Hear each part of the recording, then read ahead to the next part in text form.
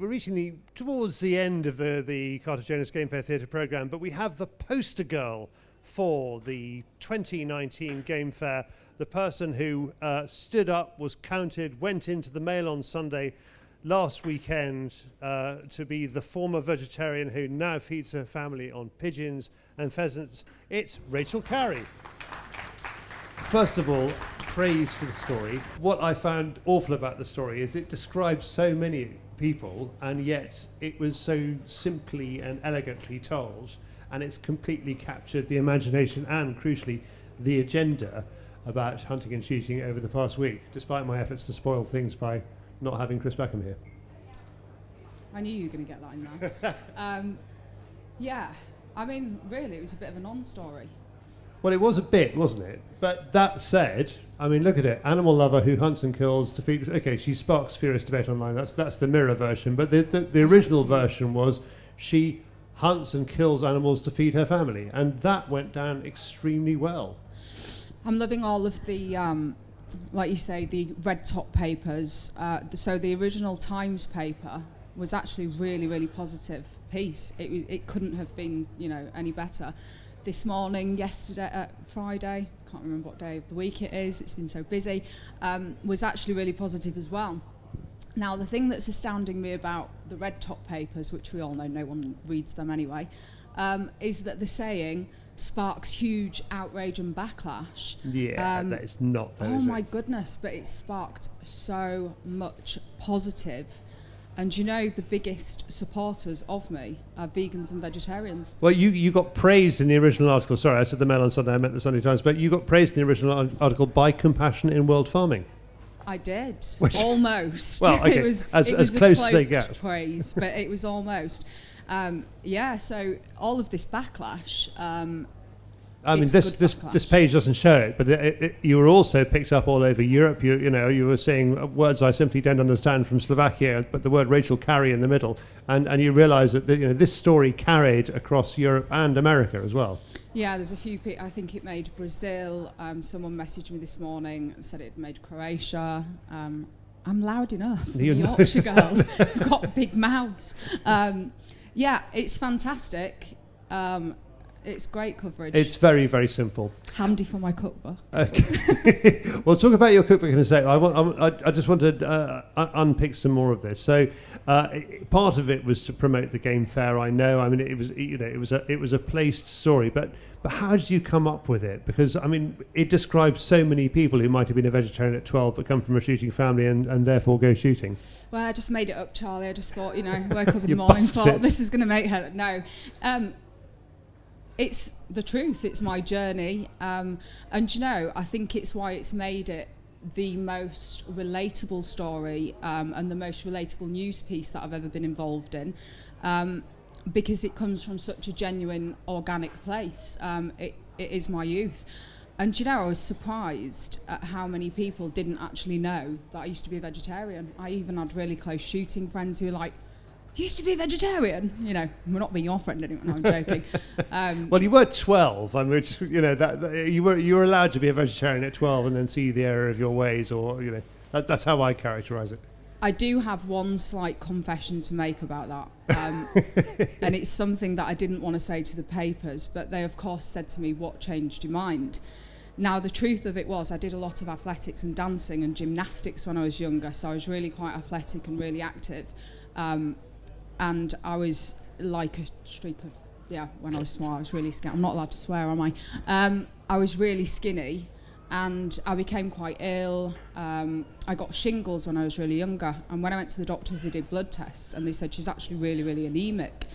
So Mum and Dad at that point were like, you can't be a vegetarian anymore, Rachel. Like, this is the Yorkshire solution. You need some steak and chips, love, you'll be fine. Well, can you imagine? So... not many people know my background story. Mum and Dad are both from poor mining communities in Barnsley. So you imagine me coming home at 7 years old. My mum raised 3 kids in a porter cabin. So you imagine me coming home saying, I'm a vegetarian. This is at the time where literally you didn't ask your mum what was for tea because it was whatever she put in front of you. If you didn't eat it, you went to bed hungry. But she was actually quite good. She supported it.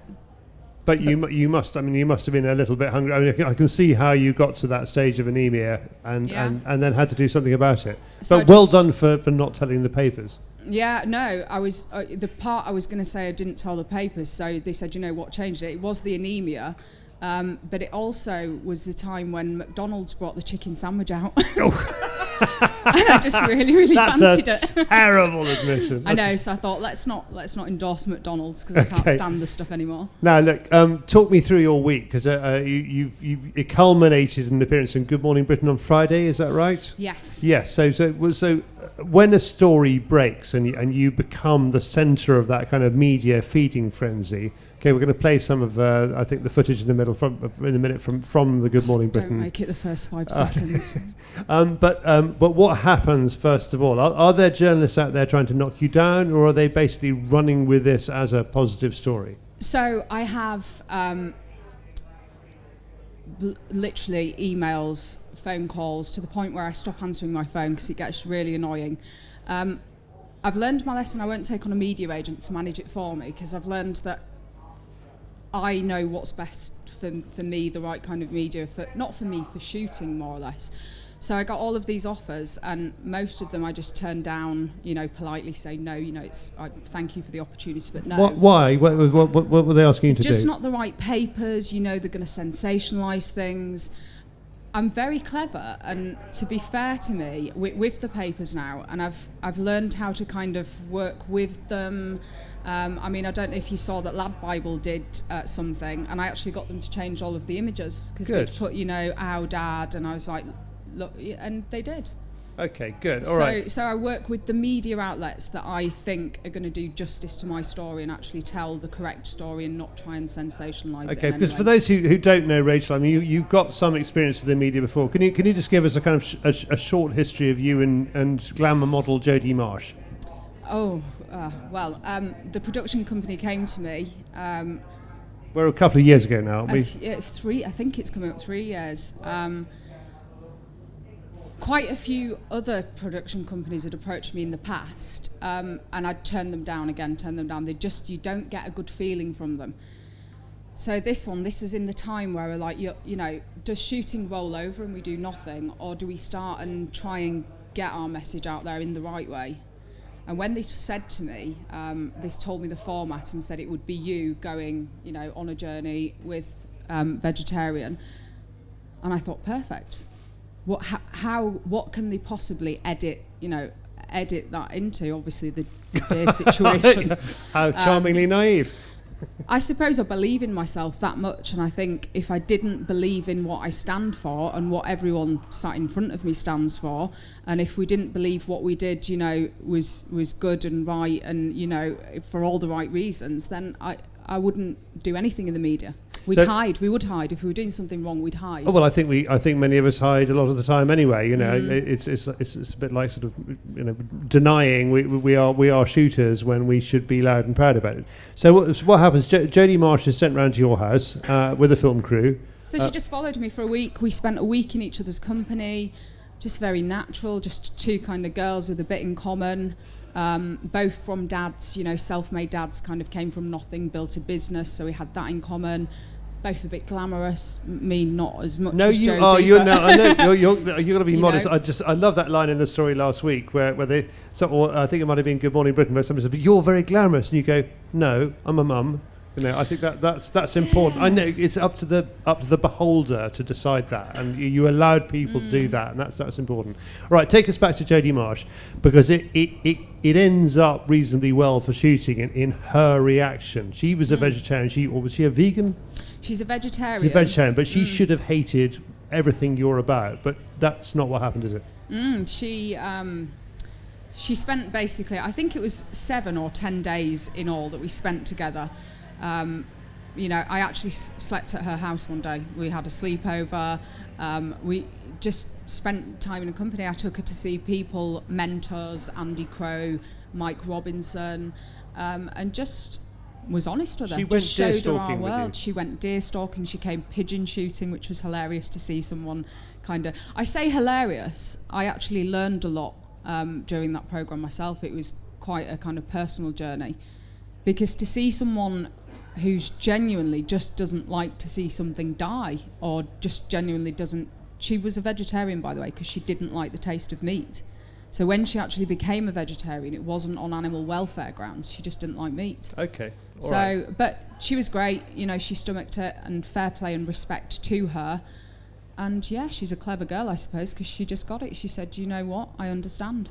She understood. She listened. She's clever. And as a result of that, I mean, I think other people were able to understand through her experience. I mean, that's how it works. I see. I have this great problem with the old-fashioned idea that if you tell people from the BBC, if you tell people what to think, they simply won't think it. But if you put your arm around people and say, look, this is what we do, this is what we're like, if you like what we do, it's fine. If you don't like what we do, please don't try and ban us. I mean, 1,000,000%. Okay. Absolutely. That's Good. what it has to be. Right, take us back to this week. So you're relatively media savvy. You have told off Lad Bible. You've turned down other people. Who did you choose to help out in the media, and why? So Good Morning Britain got in touch, and this morning I spoke to Selena and Simon, who've both been great from Tweed Media. Both are really media savvy as well. And I chatted with them, told them how I felt, and also a media agent that I kind of use as a consultant. Spoke to him, told them how I felt, found out who the presenters were. So it was Ben Faulkner and Jenny Shepherd. Ben Shepherd and Jenny Faulkner. They'll forgive you, don't worry. Jesus Christ, it's been a long weekend. And just thought, do you know what, I'm going to do it. So it wasn't Eamon Holmes. I mean, if it had been Eamon Holmes, would you have done it? Yeah, do you know what? I was He bit... doesn't love shooters. He called me a murderer. Oh, really? Well, maybe I'll go against maybe him not next time. Okay. Yeah, I'm not scared of going in front of anyone. I mean, Piers Morgan, I'd quite happily, but it's not about me showing off of how brave I am. It's about doing the best. Well, you're doing a very specific story. I mean, in a way, you ask him to sort of suspend their natural disbelief about shooting and accept that the one for the pot merchant is fine and it's a great way to feed your family. I mean, there's a moment in the media where Fox murderer becomes cat-saving marksman, and there's kind of nothing in between. You've kind of got to be on that side of the line, haven't you, if you're going to promote shooting? And I think I'm a big believer in striking while the iron's hot. And I've been saying for quite a while to Dad and to Mark and to people close to me, it's a really, really special time out there, and it's the time for game to shine. There's no better time, and it's the reason I've wrote the book, because everyone's getting a lot more conscious about what's on the plate. We were all eating horse meat a few years ago and we had no bloody idea. So everyone's getting a lot less trusting of food production. They get thinking a lot more about global environmental issues on a whole, really. Farming, agriculture, pesticides, plastic in the ocean. Everyone's just becoming more and more kind of in tune. So it's a great time. Right. To Well, we're moving on to the book, which is important. Now, are you characterising the kind of person who does what you do, who feeds their family on pigeons and deer and pheasants, as a flexitarian, or we came up with the word huntarian the other day, which I still don't like? Is there a way of kind of giving it a name in the media? I think we definitely need to give it some kind of name, make it a trend. I do. Anybody got any ideas? Yeah, should we run a competition? Try and think up a good word to explain what it is that we do.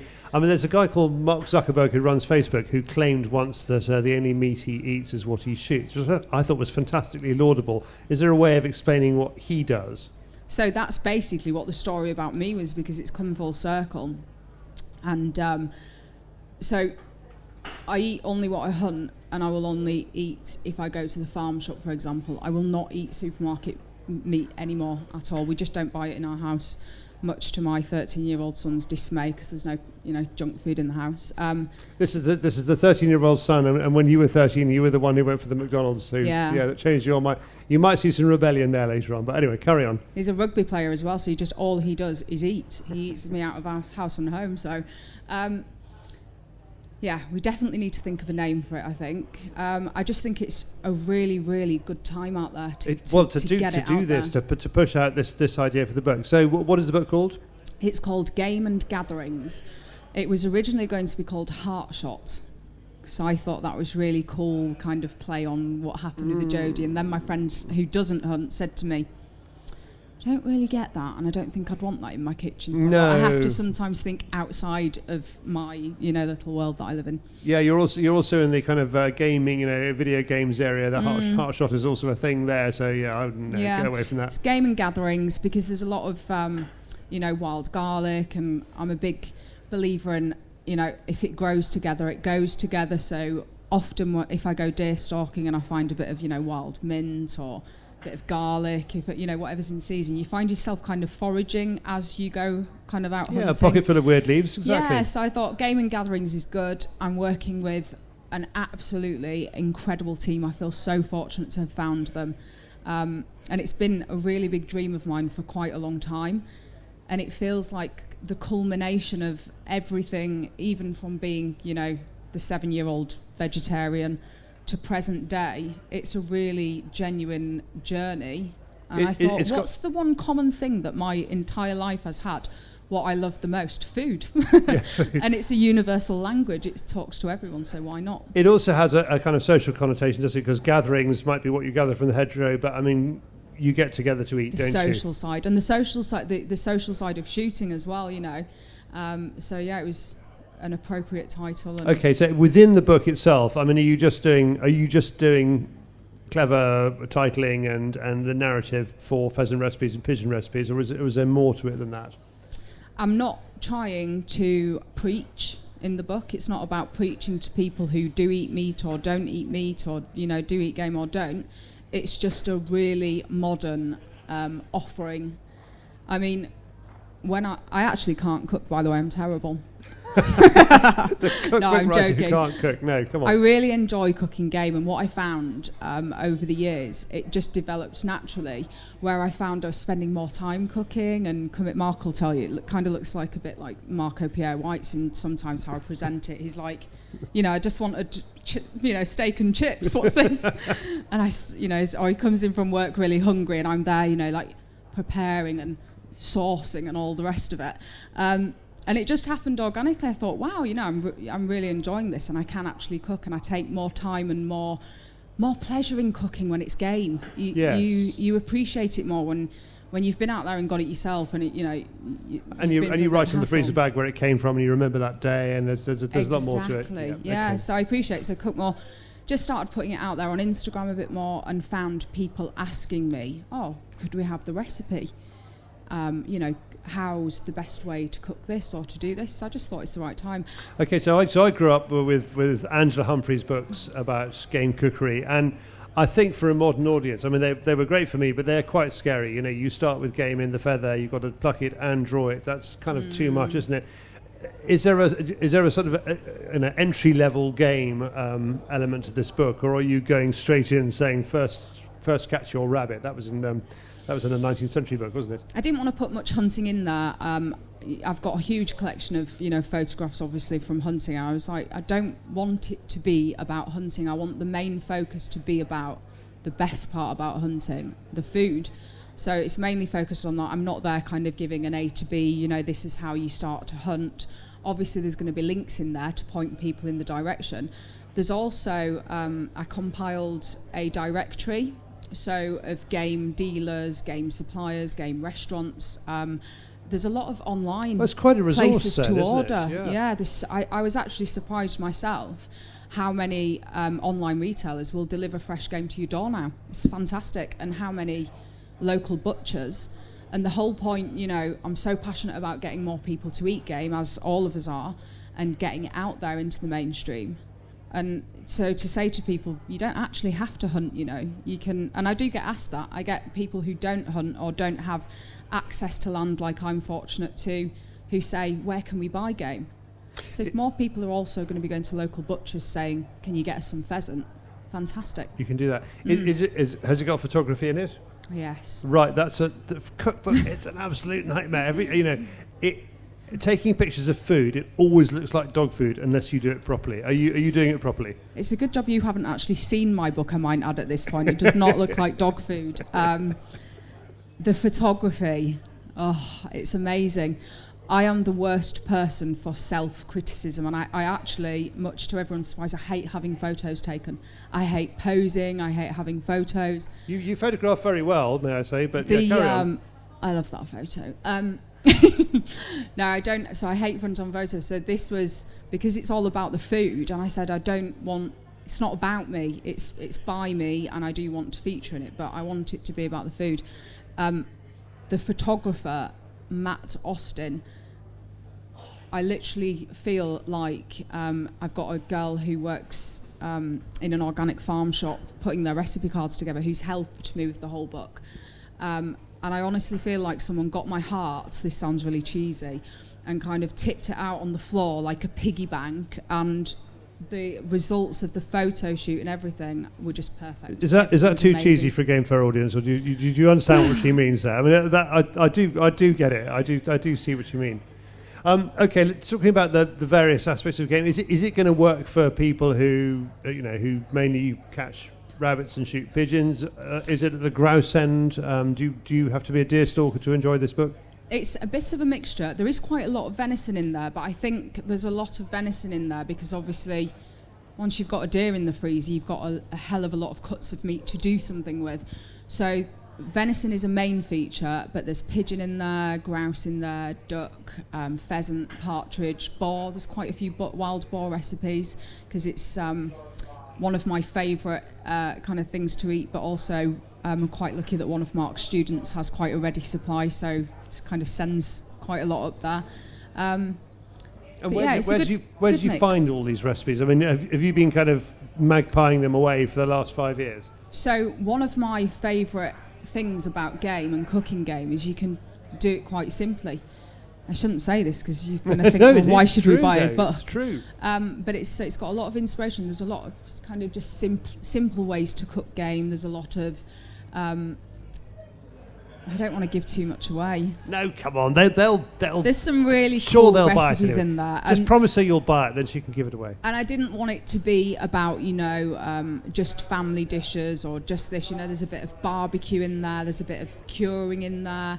There's some pickling and some kind of larder stuff in there. Okay, could you cover some of the stuff that, I mean, that's kind of politically hot at the moment, like there's criticism of pheasants in supermarkets because of the high lead shot content. One of the supermarkets says it will only carry steel shot pheasant next year, for example. Do you address issues with the book as well?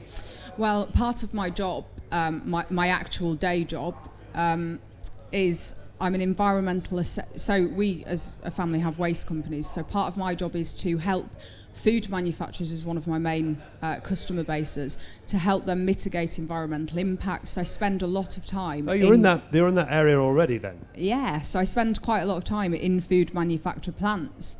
So I see that even dog food manufacturers have obviously lead detection machines.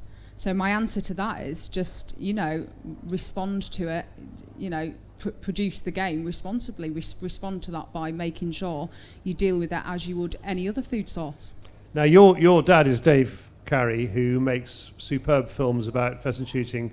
He is, it's fair to say, he's modern in some areas, but he's also quite a traditionalist in other. Can you persuade him to only shoot pheasants with steel shot? Do you think you'll get that past him? No, I wasn't sure you'd jump at that one. Yeah. You have to talk to Dad. I'm not going to be the one who goes to Dave Carrie and says you should only use steel shot. That's your job. Oh, he's Dad comes across because with Dad he's a Yorkshireman. It is what it is. True, and he puts no airs and graces on for people, I can tell you. But it's one of his strengths because it makes him relatable. It's like, look at one of the most popular kind of hunting channels in America is Duck Commander.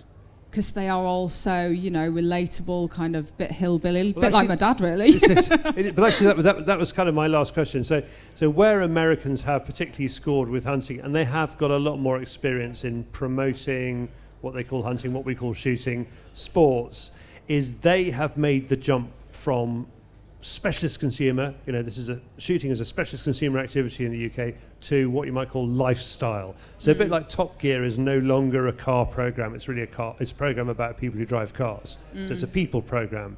Now, do you think you've got Mark Windsor, top clay pigeon shot, one of Britain's best shots, living with you. You're bringing out cookie books. You've got Dave Carrie making some of the best films on YouTube about shooting birds. Could you do a bit of a duck commander for us?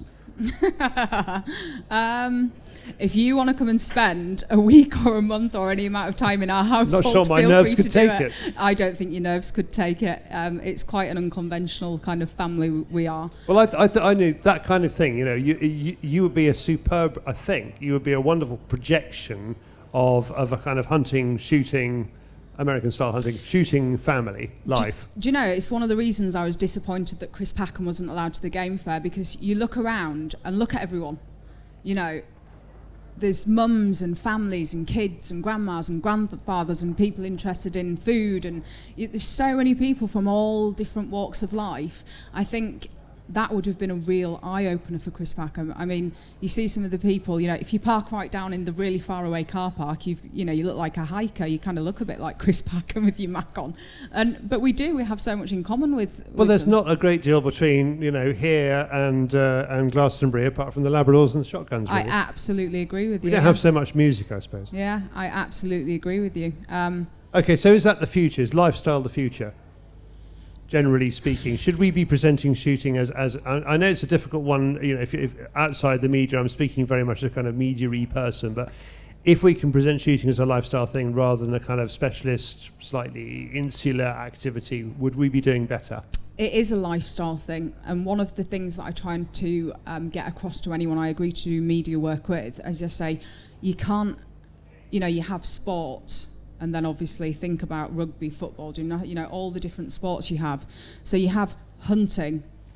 You can't umbrella it just under one and talk about it as one entity. Like you say, there are many specialist facets about it, and you have to take the kind of lifestyle element, the food, and the most important, the most relatable. And hence, I'll go back to saying, food, I've found, is the way to people's hearts. It's one of the most universal languages there is in the world. Now, tell me about the social side. I'm not going to let you go yet. Tell me about the social side of shooting, because I feel that's one of the areas we failed to put across. You've made the case for the diversity of people here, and if Chris Packham saw that, I wouldn't change his mind. He's kind of too directed, but it would kind of embarrass him or shock him. But nobody seems to talk about how important the social side of shooting is when they're talking about shooting. They tend to talk about the conservation, or it's characterized by the cruelty if you're talking to the aunties. The people bit is the bit I like. I think it's a difficult conversation for people to have, because to the outside world, so it confirms what they think. Oh, you think killing things is fun. You're laughing, you're having fun. I don't know if you saw The Sun did a really terrible, again, you expect it from them, a really terrible video that they'd pieced together. So it was me clay shooting, and someone stood behind me, and it was quite a difficult clay, and I hit it. So the guy behind me was like, fantastic shot, but you can't actually see that it's a clay. And then they cut to me plucking pigeons. What? So if I was shooting and laughing, and I'd fully understand why people would take that, but I think the social element is definitely something that should be pushed. And also, there's a very big, socially it's becoming a lot more talked about the subject of mental health. It's been proven, hasn't it, that being in the outdoors, being closer to nature, spending time around nature is good for mental health. So I think that's another fantastic, road in to mainstream. So these kinds of stories, what you're doing is you're giving us more ideas for stories to put out there that tell the story of shooting, but not in a kind of pure, look at me, there's a thing, bang, down it comes kind of way. I think shooting can be quite insular and kind of, you've got to think outside the box. And without blowing my own trumpet, I think over the years I've kind of been the first to the post there every time. Fitness. I did an 8-page spread in Muscle and Fitness magazine, and I'm still to this day extremely shocked that I'm the first person that's actually gone to the table and said to the fitness market, have you actually seen how much protein's in venison and pheasant? Of course, you know, the organisations and a few of the people now, you know, are singing the same tune, and it's great. There's so many. I'm brimming with ideas about how better to speak to the outside world and to. Yeah, there seems to be sort of two strands to Rachel's public life. You know, your life in the public space and your promotion of shooting. There's your kind of street fighter work. So you're the right person, the right time to get out there and do. I'm the mum who feeds her family pigeons and deer. I'm ready to go head to head with Jodie Marsh. But then there's a slightly more strategic stuff like this book that's coming out. I mean, that to me, I've not really seen you do something like that before. I mean, that's quite interesting. Yeah, the books, for me personally, again, it's a life dream to do something like that. And I always felt kind of misplaced as to what my true kind of message was. And then I suppose, again, it's a really natural, organic kind of thing that happened. It happened on its own naturally, where just more and more people were asking me and saying, oh, you should do a book. And I thought, do you know what, I have wanted to do a book, but what would I actually do a book about? So to have something that I'm so passionate about that ticks so many boxes, promotes game, cooking, shooting, lifestyle, shooting, and the photography's done so tasteful. So there are guns in there are dead rabbits, there are, you know, birds and deer and whatnot, but it's done so tastefully that I really think that it'll translate, hopefully, to the mainstream, as well as, obviously, to people who already shoot and hunt. So that works. Now, people like you, if you ask them this question, they always go, well, I'm sorry, I can't tell you. But can you give us an idea of the areas you're looking at next? Would you like to do a TV series? The book's my retirement plan. Yeah, I know. And I don't mean in terms of monetary-wise, because there's absolutely no money to be made in books. There's no money in publishing, I can tell you that. I can promise you that, and it was never. That's one thing I agreed right from the start. I said, it's not about making money. I'm so passionate and in such a great position to put something like that out there. But a book gives you credibility, and then if a TV company comes to you and just really, honestly, you'll do well. But if a TV company comes to you now, and this is Rachel with her book out, you have the credibility to front up something. And I've been asked this question over and over again this weekend on the stage here. Is there some way of getting our story onto terrestrial TV? They've already asked me. I've already been asked. I've had two TV documentary series. Obviously I'd have to discuss with them. If I'm honest with you, Charlie, I'm a little bit tired. Yeah, I feel like I've kind of done my work, over the years. I have done a hell of a lot of work, and it's people forget I am a full-time mum. I work full-time. I read a ridiculous comment online, actually on a shooting forum, disappointingly. Oh, she earns money doing this. I was like, oh. Can someone direct me to the bank account it's all sat in? I do have a full-time job, and maybe I'll consider it. We'll see. My favourite comment about you was on the comment section below the Mail on Sunday this week, and it was I've often heard people kind of quote this kind of comment, but I've never actually seen it until now, and it's so perfect. I wonder if it couldn't be fake. But they said, she's so cruel to shoot those birds. Doesn't she know that if you go to a supermarket, the meat's already prepared? Do you know, I don't bother reading the comments, but I have a friend who filters the best ones, and she sent me one similar to that. It's like, why can she not just go to the supermarket? And I'm like, oh, that's the whole point. I love it. No, well done them. All right, but look, if you do more TV stuff, you'll sell more books. Good thing. Yeah, I've only. We'll see. Come on, give I'll put you forward. I say, have this friend Charlie. We'll get you a blonde wig. You'll be there, Charlie. I'm not authentic. I'm not. I don't have a. I'm a shy Southern Englishman. I do not have that. Behind the modest racial exterior, there is a brassy Yorkshire girl who can say it like it is and speak as she finds. Do you know what would be a really good one? If we get a load of aunties, a load of these supermarket reliant people, who've so far removed. and do like a an island thing and see who survives, see who they go and pick up, after a few months. Right, I'm definitely watching that one. Ladies and gentlemen, Rachel Carrie, thank you very much indeed for joining us. Thank you, everyone. Thank you, Rachel. Thank you.